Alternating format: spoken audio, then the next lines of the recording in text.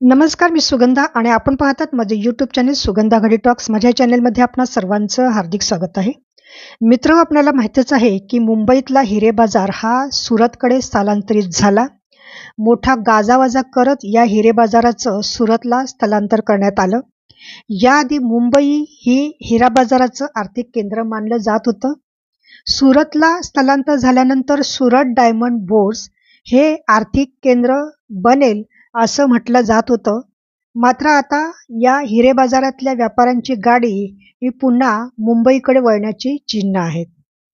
याची अनेक कारणं सांगितली जात आहेत. त्यातलं पहिलं कारण म्हणजे प्रत्यक्ष सुरत शहरापासून सुरत डायमंड बोर्सचं अंतर हे खूप जास्त आहे आणि त्याच्यामुळे साहजिकच मुंबईतले कामगार मजूर हे सुरतला स्थलांतर करण्यास राजी नाहीत. किरणजेमचे सर्वेसर्वा वल्लभभाई लखानी यांचा सुरत डायमंड बोर्स उभारण्यात मोठा मोलाचा वाटा आहे.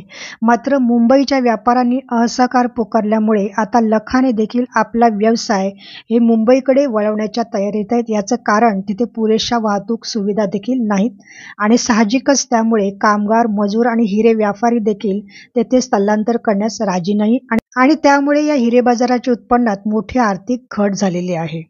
दुसरीकडे असंही म्हटलं जात आहे की हा हिरे बाजार सुरतला हलवल्यापासून महाराष्ट्र राजकारणात उलटसुलट चर्चा रंगल्या होत्या आणि येत्या निवडणुकीत पक्षाला दगाफटका होऊ नये याकरिता ही खेळी खेळली जात आहे असं देखील काहींचं म्हणणं आहे.